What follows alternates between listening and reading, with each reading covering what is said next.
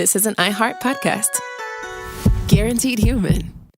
With no fees or minimums on checking accounts, it's no wonder that Capital One Bank Guy is so passionate about banking with Capital One. If he were here, he wouldn't just tell you about no fees or minimums. He'd also tell you about how Capital One cafes are open 7 days a week to assist with your banking needs. Yep, even on weekends. It's pretty much all he talks about, in a good way. What's in your wallet? Terms apply. See CapitalOne.com/bankguy. Capital One N.A., member FDIC. Hey, everybody. The official Big Bang Theory podcast is back, covering seasons 3 and 4 of the show. Each week, host Jessica Radloff speaks with crew and cast members like Kunal Nair, Mayim Bialik, and Kevin Sussman. Hear about the Easter eggs you may have missed, behind-the-scenes stories, and how certain real-life relationships shaped some of the most memorable storylines. Watch the official Big Bang Theory podcast on HBO Max or wherever you get your podcasts. Welcome to Stuff You Should Know, a production of iHeartRadio.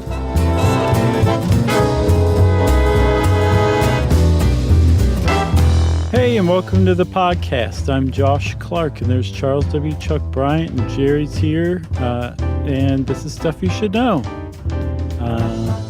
The long-awaited Frank Lloyd Wright edition. Sort of. Yeah, kind of. I mean, you know, it's not a full biography, but it is definitely covers some of his, a very dark period of his life. Oh, yeah. One of the darker periods that any artiste could have.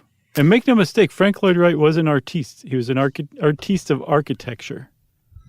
Yeah. Have you ever, how many houses of his have you seen or buildings? I've seen a bunch. I've been to Hollyhock in Los Angeles. I've been to a Usonian, I can't remember which one, in Washington by the, one of the, I can't remember what other historic house it's by. They moved it. I've been to, there's a Usonian in Alabama, Chuck, in Florence, Alabama, which is really neat. Been to Falling Water. Been to Taliesin West. I think that's it. Yeah. I've been to a handful myself. I've been to one in Tulsa and a couple in L.A. Of course, the Guggenheim. I think we've both been there. I have not. I have not. Really? Yeah. All the times you've been to New York and all the museums, and you never step foot in the Guggenheim? It's true. Wow. I've never been in the Guggenheim, sadly enough. I saw a movie where there's a shootout in the Guggenheim one. I highly recommend going to the Guggenheim. It's great. Okay. I thought it was George Costanza that designed the Guggenheim, not Frank Lloyd Wright. That's right. He always wanted to be an architect. That's right. He's my favorite line for that episode is when he talks about the redesign plans of the Guggenheim, and they go, "Really?" He goes, "Yeah, it really didn't even take that long." That's right. Yeah, he's saying that he was the one who redesigned it. Like, it's impressive that it was just a really quick job. Right. Yeah, that's a classic. But we're not talking about the Guggenheim today, Chuck. We're not even talking about Hollyhock House. We're talking about specifically Taliesin, which is widely regarded as Frank Lloyd Wright's genuine bona fide masterpiece, like his greatest work ever. I think it's said that it's his autobiography written in wood and stone, that it's just him, and not just him in a specific time and place, but for like decades worth of work. His earliest work to his latest work all showed up and appeared over time at Taliesin. Yeah, I mean, there's a lot there.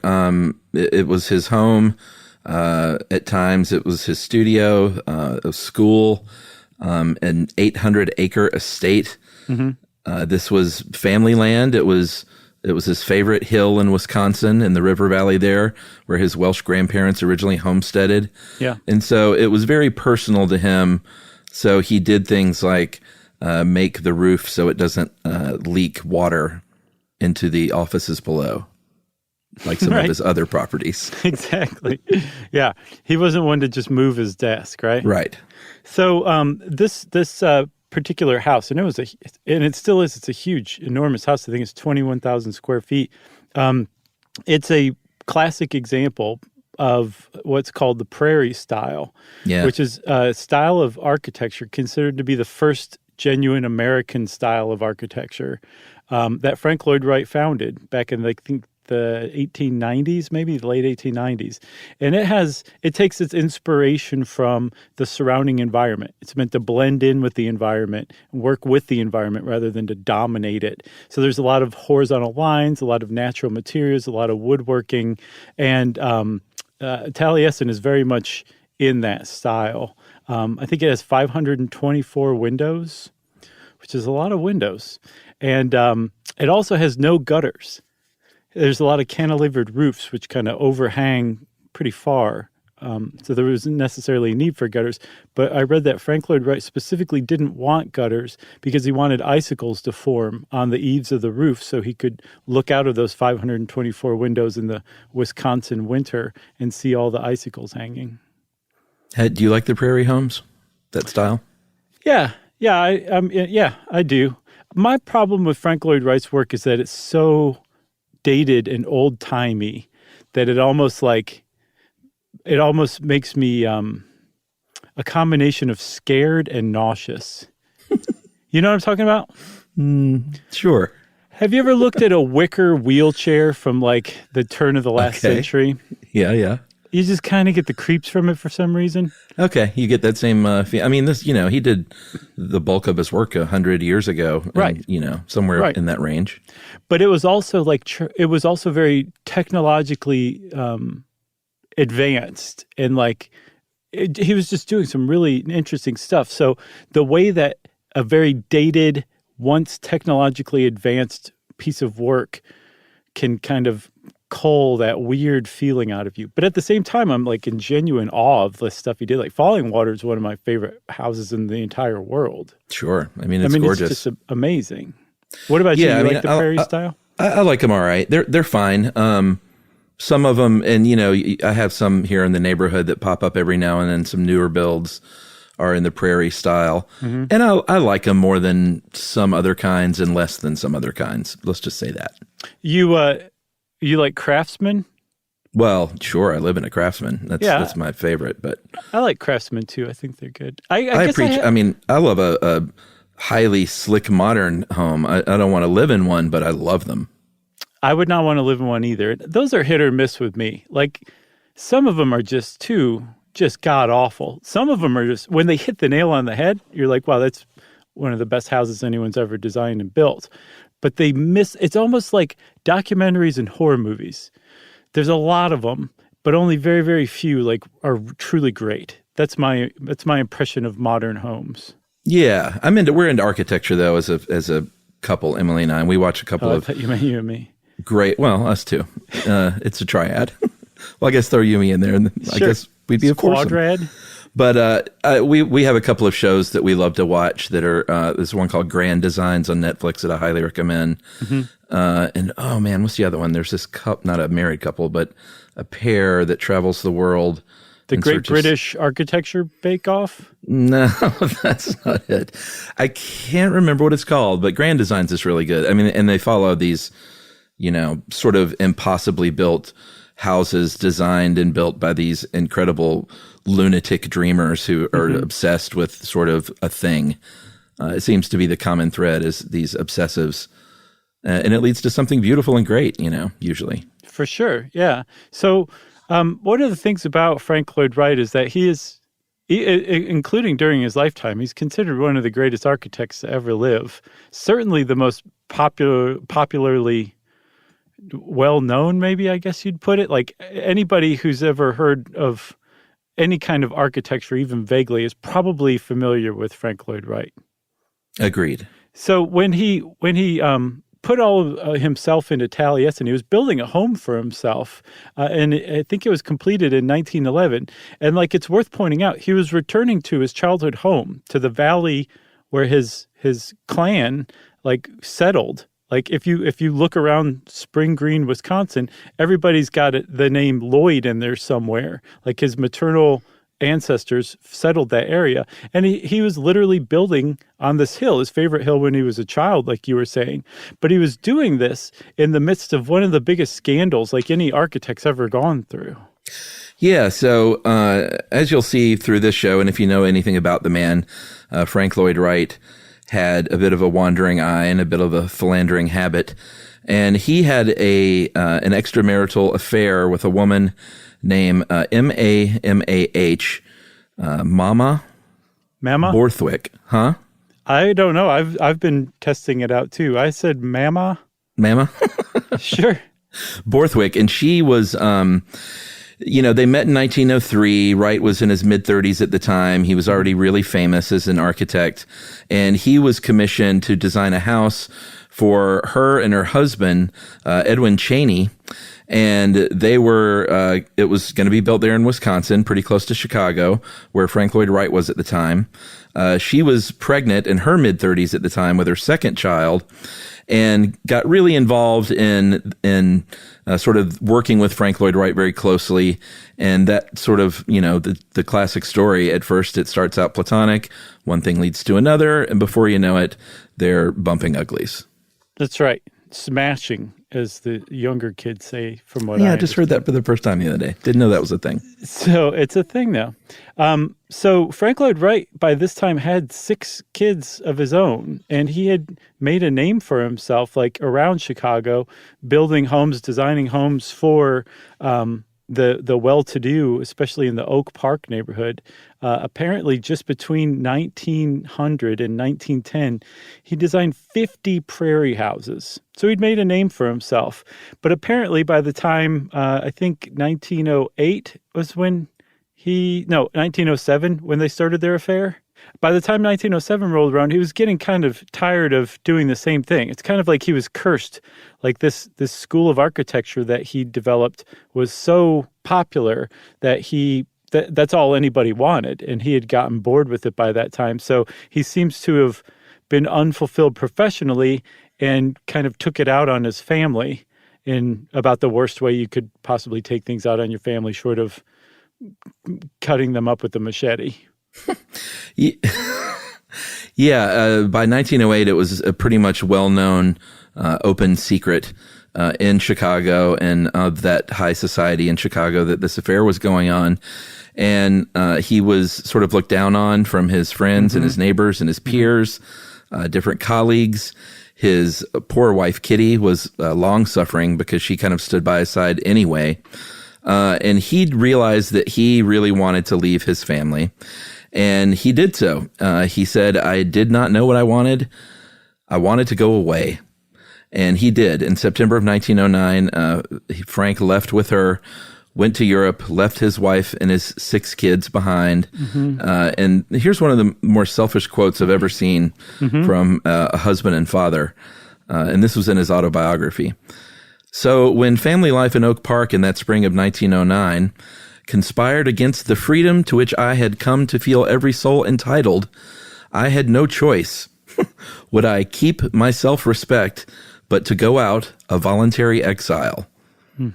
So he really felt, those were his words in his autobiography. So he had no illusions about himself, but he very much felt that, you know what, I'm Frank Lloyd Wright and I'm a man and I deserve this by my right. Yeah, so those are 2 key points. He's a man, so he deserved it. But more than anything, he was a legend in his own mind, which was sustained and verified by the public at large. But he was Frank Lloyd Wright, so more than anybody, he deserved that to go do whatever he wanted. And, whatever the consequences were for other people emotionally, to hell with that. One other thing that I think is worth pointing out is that he had money problems basically his entire life, despite the fact that, this man designed the Guggenheim. He designed some of the most iconic buildings and houses in the United States. And he had money just coming in by the truckload, but he would spend it as fast as he could get it and then some. So at this point in time, when he left his family, he apparently left them in financial straits as well. There's a biographer named Paul Hendrickson, I'm sorry. And he points out that there was a $900 grocery bill that was laying on the kitchen counter when Frank Lloyd Wright walked out on his family, which, at least pay the grocery bill so the family that you're leaving in a lurch can eat, Yeah, so his mistress left her 2 kids with her husband. She went on a train to New York City, met Frank at the Plaza Hotel. They had a few days there of I guess, smashing. And then went to Europe, and, he was famous the world over, so it's not like he could lay low. Very famous face, very famous dresser of fine clothing and those hats. So he didn't exactly blend in anywhere he went. So he was found out in Berlin. Chicago Tribune had a headline that said, "Leave families, semicolon." Nice little switch there. Yeah. "Elope to Europe." And this whole time, poor Kitty, she says it appears like any other ordinary mundane affair with the trappings of what is low and vulgar, but there's nothing of that sort about Frank Wright. He is honest and sincere. I know him. My heart is with him now. I feel certain that he will come back. And that's one of the saddest parts about all this, is she was sort of like, he's just philandering a bit and he'll come back to us. Yeah, it is sad, but also, whatever his kids were thinking too, like, well, I guess Dad didn't love us enough to stick around. Another, I think, kind of telling clue about Frank Lloyd Wright's enormous arrogance was he called his and what are we going to call her, Chuck? Mama? I'm calling her Mama. Okay. His and Mama's flight to Europe after abandoning their families, he called it a spiritual Hegira or Hegira. Yeah. And I had not seen that word before, and it turns out Hegira or Hegira, Hegira, is what Muhammad's exodus from persecution in Mecca was called. Yeah. And he left Mecca to go to Medina, where he founded Islam. And to Frank Lloyd Wright, this is what he and his mistress were doing when they abandoned their families and fled to Europe. Yeah, he thought a lot of himself. He was an SOB, man, plain and simple. He's a classic example of, having to compartmentalize the genius of the work and just the complete horribleness of the person, I know. But it can be done. It can be done. I disagree with anybody who says, there's certain exceptions, I'm sure.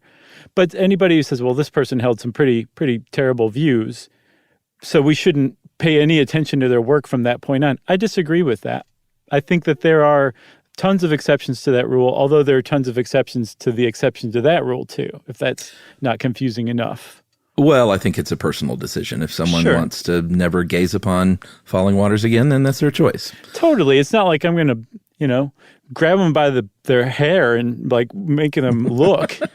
But I would disagree with them in a lot of cases. Yeah, like Manson's music. Fantastic. Just beautiful stuff. Really good stuff. For sure. So Frank Lloyd Wright returns to Chicago in 1910. Meemaw stayed behind.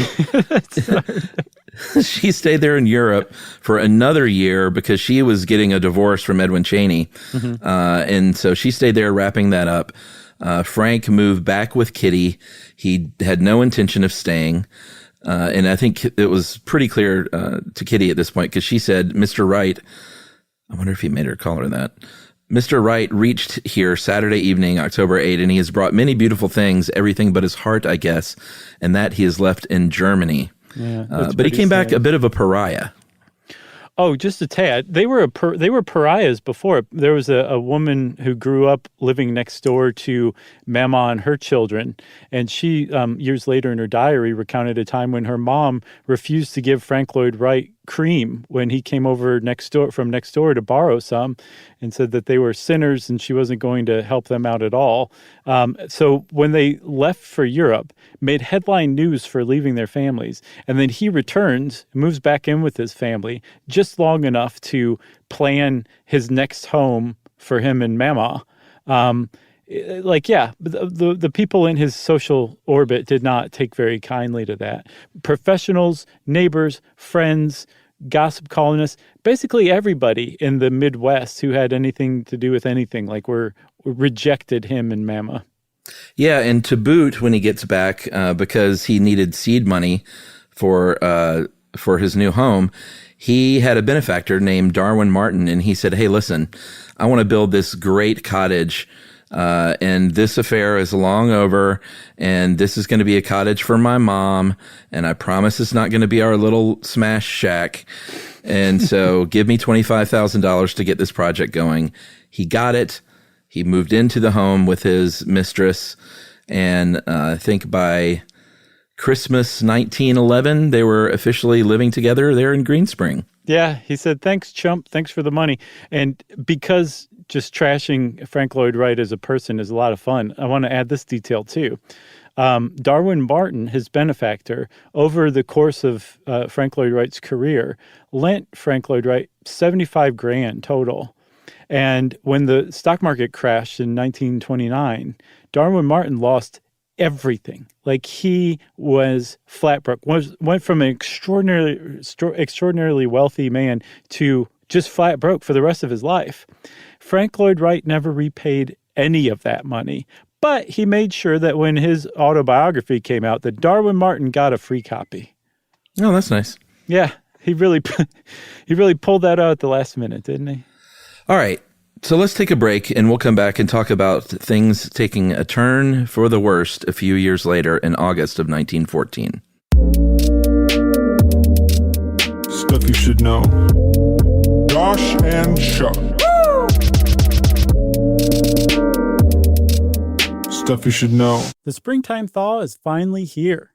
Flowers are blooming. Days are longer. We're saying yes to more plans and finally getting outside, running, walking, just moving again. It's the perfect time to upgrade your everyday go-tos with Bombas. Take Bombas Sport Socks. They're super comfortable and designed with sport-specific tech for running, cycling, yoga, hiking, you name it. I use them to run in, and I can tell you they work beautifully. So head over to bombas.com and use code SYSK for 20% off your first purchase. That's BOMBAS.com, code SYSK at checkout. Hey everybody, here's a fact for you. In the United States, there is a break-in every 26 seconds, and that means that somewhere right now, an intruder is getting closer. And the problem with most security systems is that they only alert you after the break-in has started, and that's too late. Well, that's what makes SimpliSafe different. They use alerts. SimpliSafe's U.S.-based live agents, they identify threats on your property and help deter them before they actually break in. So the intruder never gets into your house. The crime is stopped before it even starts. That's right. And another great thing about SimpliSafe is they have no long-term contracts. They give you peace of mind and great value with their monitoring deterrence plans because they just start at about $1 a day. Yeah, SimpliSafe sent us a setup years back, and I still use mine every day. Yeah, and apparently setup, you can do it by yourself in under 30 minutes, so it's a really good value and it doesn't take long. So if you want to experience the SimpliSafe peace of mind, you can take advantage of the SimpliSafe discount offered to Stuff You Should Know listeners. Right now, you can get 50% off your new system by visiting simplisafe.com/stuff. That's half off at simplisafe.com/stuff. There's no safe like SimpliSafe.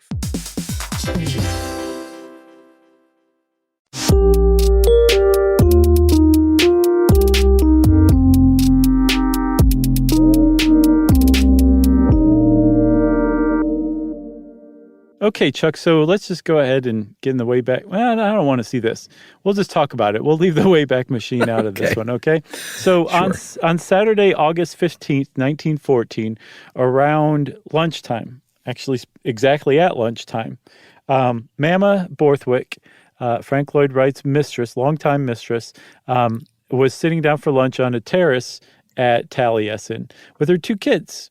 To his great credit, Edwin Cheney, her ex-husband by this time, was not interested in keeping Mama from seeing her children as punishment, so they went to visit pretty frequently. And this was a time when they were visiting. So the three of them were sitting down to lunch. John, I think he was 10, and her daughter Martha, who was 8, and Mama were sitting down to lunch on the terrace. Okay? Just put that in your pin. Put that pin in your hat and smoke it. So, wow, really mixing metaphors. So they're out on the terrace. Inside in the dining room, there are 5 of Frank Lloyd Wright's employees, Emil Brodell, Thomas Brunker, David Lindblom, Herbert Fritz, and William Weston, and then Weston's son, Ernst. So they were all sitting down to eat. I think put a pin in maybe both of these scenes. Mm-hmm. And we'll tell you a little bit about the handyman of the property named Julian Carlton, who in the weeks and months leading up to this date had been acting really weird. He was aggressive. He was getting in arguments with other people. He was acting very strangely. He started sleeping with a hatchet and a sack beside his bed. He was married, and his wife, verified this stuff. He was talking about killing people. And there was rumor that he was being let go, and that he and his wife were already had basically a train booked to Chicago to look for other jobs. So this is sort of the mindset of what's going on with Julian Carlton at the time of this lunch. Right. Julian was actually, so he was a handyman, but at this point, he also helped his wife Gertrude when she was cooking. He would serve. So he served lunch to Mama, and then he served lunch to the 5 employees in the dining room. And then as they started to eat, he approached William Weston, the foreman of the whole jam. William Weston was a pretty important guy around Taliesin, and asked if he could go get some gasoline out of the shed, I guess, because he was going to clean some rugs with it. With gasoline? With gasoline, yes. Guess that was a thing back then. Sure. That's some old-timey rug cleaning, if I've ever heard of it. But so Weston said, sure, of course, go ahead. And things went downhill really quickly from that moment on. Yeah, so I appreciate you leaving this part to me. Carlton comes back. Oh, I'll fill in, don't worry. He's got the gasoline, and he also has an axe. And the sequence is a little bit unclear. I've seen both ways of which happened first. But he slaughtered Mama Borthwick and her kids on the porch, and then poured gasoline under the dining room doors and trapped them in the room and set the dining room and therefore the house on fire with everyone trapped inside. It gets even worse than that, though. After he had slaughtered Mama and her kids with the axe and set the house on fire, he went around to a dining room window, where the people who were trapped in the dining room that had just been set on fire were jumping to safety from. And as they jumped to safety, he ran after them and killed them with the axe. He would finish them off. Sometimes they were on fire, and he would hit them in the head with the axe and killed them. And there were 9 people who were dining that day, and he managed to kill 7 of the 9. 3 people survived the initial assault, the fire, and then the picking off with the axe. The first guy who got away was named Herb Fritz. He was a draftsman, a younger guy. I think he was still a teenager, who went on to become an architect, I believe. But he was the first one to jump through the window, and so he was able to get pretty far away from Julian Carlton before Carlton noticed that people were jumping through the window and came around to pick him off with the axe. That's right. William Weston got out of the window. Carlton hit him with the axe, thought he was dead, but he wasn't dead. In the meantime, Fritz, like you said, Carlton didn't even know he was gone.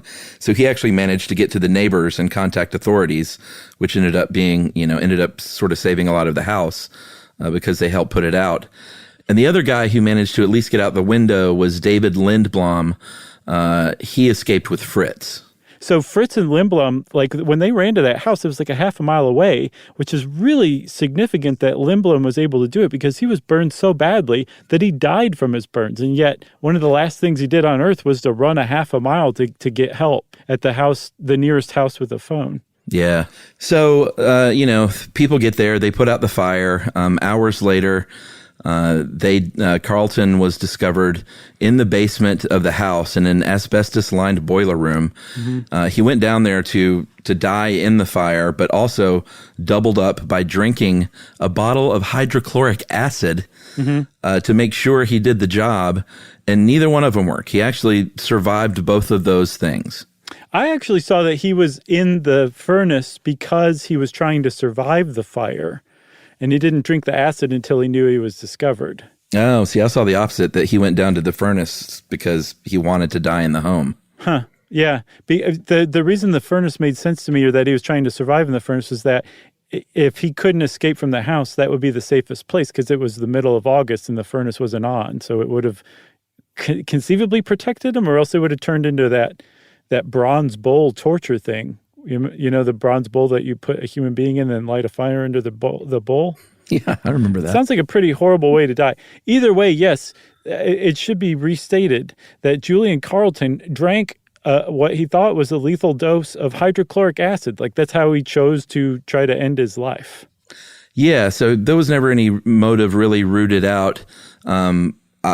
Clearly, looking back now, he suffered from some kind of mental illness. Mm-hmm. I don't think you can just all chalk it up to a grudge over being fired because of his behavior over the previous weeks and months. And, it was just one of those things. It was a time where they weren't diagnosing things like that. So he clearly had some form of mental illness, I think.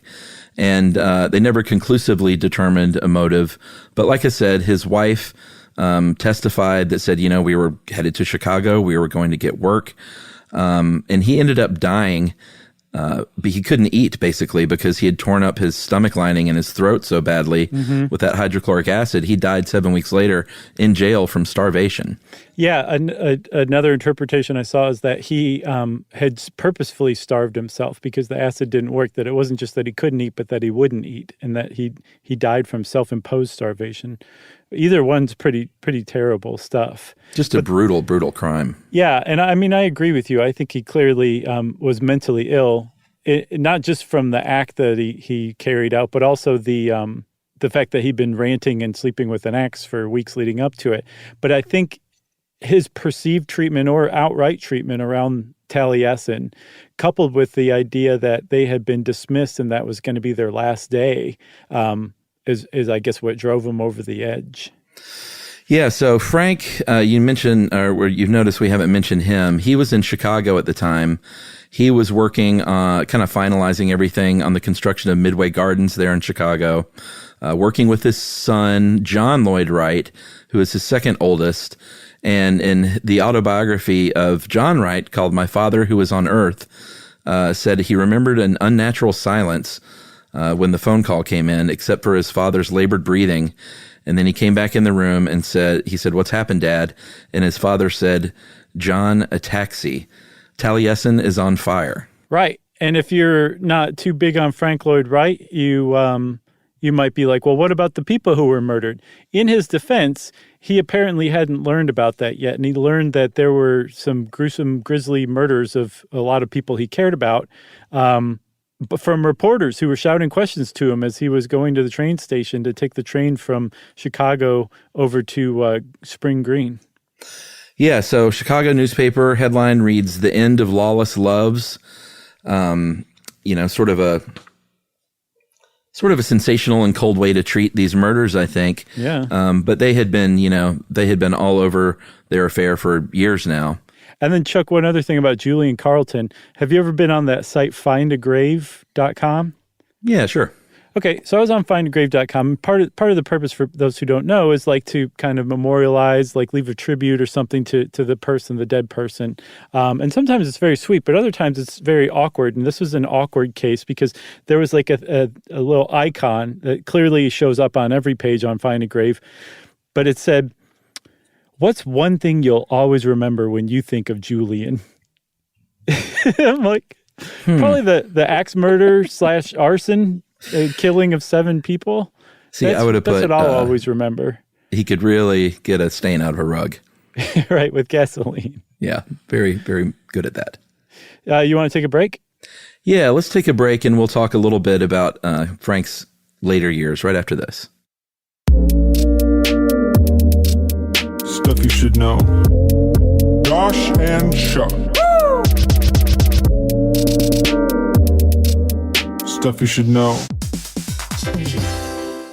Hey everybody, here's a fact for you. In the United States, there is a break-in every 26 seconds, and that means that somewhere right now, an intruder is getting closer. And the problem with most security systems is that they only alert you after the break-in has started, and that's too late. Well, that's what makes SimpliSafe different. They use alerts. SimpliSafe's U.S.-based live agents, they identify threats on your property and help deter them before they actually break in. So the intruder never gets into your house. The crime is stopped before it even starts. That's right. And another great thing about SimpliSafe is they have no long-term contracts. They give you peace of mind and great value with their monitoring deterrence plans because they just start at about $1 a day. Yeah, SimpliSafe sent us a setup years back, and I still use mine every day. Yeah, and apparently setup, you can do it by yourself in under 30 minutes, so it's a really good value and it doesn't take long. So if you want to experience the SimpliSafe peace of mind, you can take advantage of the SimpliSafe discount offered to Stuff You Should Know listeners. Right now, you can get 50% off your new system by visiting simplisafe.com/stuff. That's half off at simplisafe.com/stuff. There's no safe like SimpliSafe.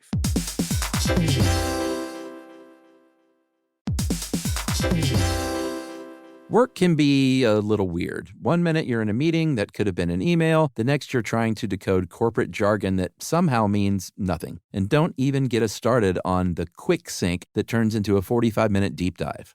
Yeah, well, the truth is figuring out your career isn't always straightforward. Whether you're trying to grow, pivot, or just stay relevant, it can feel like you're navigating it all on your own. Well, that's where LinkedIn comes in. That's right. LinkedIn can help you grow your career, helping you confidently navigate your path with insights, ideas, and inspiration from your professional community. You can stay up to date with the latest trends in your field, connect with people who get it, and discover opportunities tailored to your goals, your experience, and what actually matters to you. Whether you're looking for something new or just trying to grow where you are, LinkedIn gives you the tools and connections to move forward with confidence. Because LinkedIn is the network that works for you. Visit linkedin.com/knowstuff to learn more.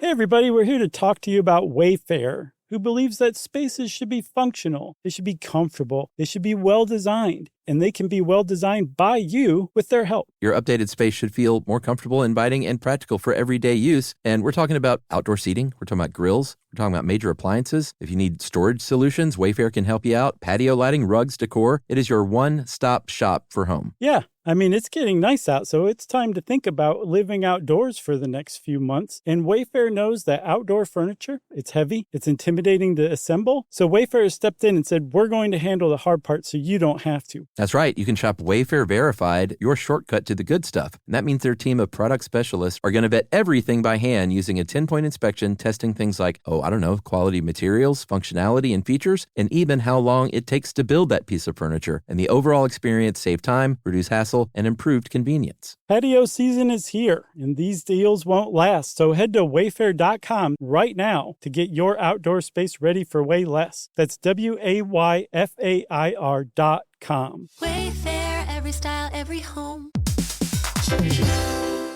Hey everybody, I want to talk to you a little bit about Tide Evo because it represents over 10 years of innovation and product development. Tide Evo is a first-of-its-kind technology where tens of thousands of minuscule fibers are spun together to form a 6 times powerful layer packed with scrubbers, brighteners, pre-treaters, and fresheners. And that's going to deliver a breakthrough clean that's so powerful it feels like magic. Yeah, it is kind of like magic. Tide Evo is revolutionary. A 100% concentrated, waterless laundry tile that's made of compressed microfiber soap layers rather than liquid or powder. And it's not like pods or sheets because it uses 6 layers of detergent fibers to deliver superior cold water cleaning without plastic packaging of any kind. And it provides a mess-free, lightweight solution that dissolves lickety-split. So whenever you run into a laundry challenge, turn to Tide Evo. It's revolutionary, it's magic. Try new Tide Evo. Real laundry magic.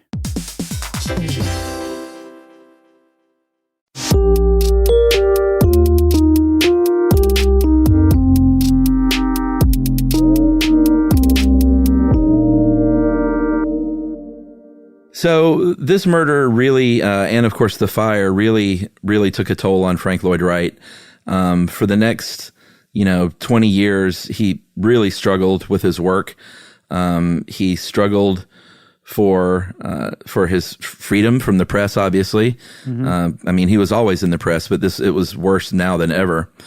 And he did not suffer long romantically, though. He took up very quickly with a woman named Maud Miriam Hicks Noel. Mm-hmm. She went by Miriam. Mm-hmm. And she was an artist. She was a morphine addict. She was a fangirl. They had a terrible, terrible, abusive relationship. It seems like kind of both ways, like a bit of a Sid and Nancy type thing going from everything I could read. There were terrible people on both sides. Yeah, so he met when she was very young. She said he hadn't been with me 10 minutes before he said, "You're mine." And they had a 10-year courtship that was very, very dysfunctional, very miserable. Mm-hmm. And when he got divorced in 1922 from Kitty, he decided at some point to marry, I think about a year later, to marry Miriam with that old mistake, thinking things would be different once they get married. And that's not at all how it went. They ended up splitting up, I think, 6 months later, something like that. Yeah. He said that to oppose her now in the slightest degree meant violence, That's how bad the relationship had become. So it was I get the impression from this biographer, Paul Hendrickson. The book he wrote, by the way, is called Dreams and Furies of Frank Lloyd Wright. And it's like 600 pages, I believe. But he does not paint a very flattering picture of Miriam at all. No, not at all. And like I said, they were not good for each other, it seems like. In 1924, after his divorce from Miriam, he gets married a third time to Olga Ivana. Her name was Olga Lazovich Hinzenberg. She was married. She was a dancer. They met at a ballet where she was performing. And they actually had another kid. Frank had his seventh child with her, a little girl, in 1925. And Miriam comes back, though, and kind of tries to wreck their marriage, too. Yeah, she, like, when they had their baby, she showed up at the hospital and made a scene, which is a pretty nasty move. She refused to give him a divorce. She, would talk to the papers about him. She teamed up with Olga's ex-husband, or soon-to-be ex-husband. She definitely worked against him, but I guess eventually either got bored or was bought off or just kind of went away, because from what I can tell, Olga and Frank managed to carve out a happy married life for themselves from the 1920s, 1924 when they got married onward. I guess by the time, once Miriam left the picture, they were able to kind of settle in until Frank's death in 1959. Yeah, and Miriam actually got him arrested at one point. Under the Mann Act, MANN, which was a federal law that prohibits transport of women and children across state lines for the purposes of debauchery or prostitution. Yeah. And I'm not really sure how that happened. It did not stick, obviously. He spent a couple of nights in jail, and then the charges were dropped. But he went into a long dry spell work-wise, did not get hired a ton over a certain period of time, and then from the 30s to 59, when he died, he did some of his best work, maybe perhaps of his career. Absolutely. It was during that time he did Taliesin West, which, like I said, me and I went to. We went out to Scottsdale and visited with our friends Blair and Aaron out there, who are Scottsdale peeps. And we went to Taliesin, and it was just Chuck, dude. Have you been to that one? Haven't been to Taliesin West, no. It's really, really cool. Just the little, just so many details about it. And there's a lot of fountains, which is really refreshing in the desert. It's just a really great, neat little place for sure. And a little, I use that in the absolute wrong way. It's pretty big, but it's a charming place for sure. Yeah, and of course he did the Guggenheim after that. He Falling did Water Falling Water. Yeah. So it was a very productive period of his life. Maybe should we do more on Frank Lloyd Wright in the future, or is this it? No. We'll do the in true Stuff You Should Know style and just chip away at different parts about his life and then do a full biography on him years down the road. All right. That sounds good. I thought of another place I went, a Frank Lloyd Wright place. There's a Florida Southern College, or University, I'm sorry, is a Frank Lloyd Wright Design Campus. It's amazing. I'll have to check that out too. You should check it out. There's like this really great covered walkway that you walk around everywhere, and it's really neat. You just feel immersed in Frank Lloyd Wright. It's not just, one building or one house. It's a whole campus. I love it. If you want to know more about Frank Lloyd Wright, then just go out after the pandemic ends and start visiting some of his houses. And since I said after the pandemic ends, let's optimistically go on to listener mail. No, sir. No listener mail today. I think today we should take a little bit of an opportunity to talk for a few minutes about our book. Everyone's been really patient while we've plugged the pre-sale of this book. I think by the time this comes out, the book will be out. Is that right? Is this after the 24th, probably? Yeah. Jerry can make it so. I think it is, but if not, it's just before. And I finally got the books delivered to my house in hardcover edition, and I got to hold it in my hand, as have you. And dude, it's great. I'm really proud of the work that we did along with Flatiron, our co-writer Nils, who's just an amazing dude. Yes, our illustrator, Carly Monardo, who did just an amazing job throughout the book of bringing like just passages that you didn't even think of just suddenly kind of came to life through her illustrations. Yeah, I mean, there's an illustration of Momo. There's an illustration of my daughter. Mm-hmm. There are nice little Easter eggs in there. We haven't talked a lot about the contents of the book. There are, we had a lot of fun with the notes at the bottom, the footnotes. It's really became kind of a fun part of the book. We mention, I don't even have to lost count how many podcasts we mention, but we notate those in the end. Yeah, and there were plenty that we missed. Like, I did another, like, I shouldn't have done this, but I did another, like fine-tooth comb, like, just scrape through of every word in the book. Of course you did. To see, what podcasts we needed to link to. And I was like, oh, man, I found like 50 of these so far. And I emailed and was like, is it too late to add footnotes or podcast footnotes? And they're like, yes, that time has come. So as maybe in the second book. edition. Yeah, exactly. Can we get these reprinted? But I have the number here, actually. We have... listed in the book, referenced in the book, we have 274 references to other podcasts. Mm-hmm. But here's a few of the chapters. We did one on Murphy beds, one on backmasking, one on aging, one on donuts. That's a great chapter. I love that chapter. What else? Kamikaze, demolition derbies. Mm-hmm. It's like stuff you should know in book form. It is, definitely. And as we've said, like, none of these are just like an entire podcast. It's more like, we took maybe the history of something or, one aspect of one of the things and kind of dove into it and fleshed it out like that. So hopefully we'll be able to turn these into full-size like podcast episodes one day. That's kind of our intent. But even if we don't, I think the book like really covers them in an enjoyable way. Totally. Jack Kevorkian. Mm-hmm, that was a good one too. Keeping Up with the Joneses, that's one of my favorite ones. Yeah. There's like 27 just amazing chapters in there. Each one's better than the last. And then, astoundingly, it starts back over, and somehow chapter 1 is better than chapter 27. But, if you haven't bought it yet, I highly encourage you to. It makes a great gift. Even if the person doesn't even know who we are, it's in the great tradition, I think, of the great bathroom readers. You can pick it up at any point in the book and read any chapter, and it's just a lot of fun. My daughter even likes it because of the pictures, and she loves looking at the back and going, "There's you and Josh." I know. It's very cute. It is cute. So one other thing I want to say is, like, we really appreciate you guys who have already pre-ordered the book or who will buy the book or who bought the audio book. That's available too. But if you can't, if you're like, I just don't have the money right now, or I don't feel like spending the money, I just like the podcast, that's fine too. Like, we're not mad at you. No. But we appreciate the people who have supported us by buying the book. So thank you very much to everybody who has or will buy our book, because that's very kind of you, and it means a lot to us. And you can look forward to a kids version coming soon.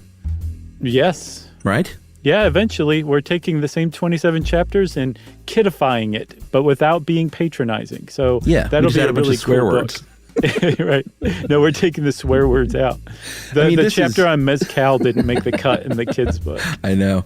I think this book is appropriate for kids as young as like probably 12 years 17? old. It's not like it's 12. It's not like it's dirty or anything. It's it might just be a little advanced for younger kids, but we're gonna make sure that the younger kids have their version too. Yes, it'll make every 12-year-old who reads our the adult book really want Mezcal. So anyway, thanks to everyone who's bought it. It's called Stuff You Should Know, an incomplete compendium of mostly interesting things. Mm-hmm. You can get it wherever books are sold. Of course, we encourage you to buy from independent bookstores if you can, to try and keep them in business. Yep, for sure.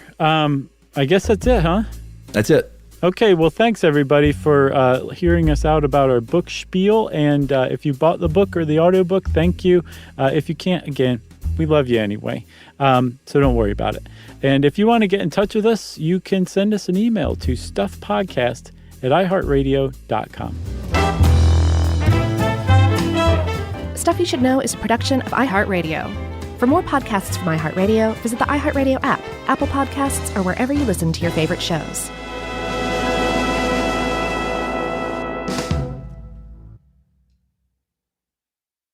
The next time you end up with something on your shirt, don't turn to your usual detergent. check out Tide Evo. Tide Evo represents over 10 years of innovation in product development. It's a revolutionary 100% concentrated waterless laundry tile made of compressed microfiber soap layers rather than liquid or powder. It's not pods and it's not sheets. It uses 6 layers of detergent fibers to deliver superior cold water cleaning without plastic packaging. It's mess-free, lightweight, and dissolves quickly. Try new Tide Evo. Real laundry magic. Mom, can I have Lingo Kids? Dad, Lingo Kids, please! When did we become the Lingo Kids house? No idea. Last week it was dinosaurs. This week it's... Lingo Kids! Why Lingo Kids? Because it's the best thing ever. We can play games with astronauts, wild animals, and superheroes. With more than 4,000 interactive games, songs, and shows, Lingo Kids is the #1 entertainment platform for young kids. So, no dinosaurs? And dinosaurs! Lingo Kids! Everything kids love. Download it for free.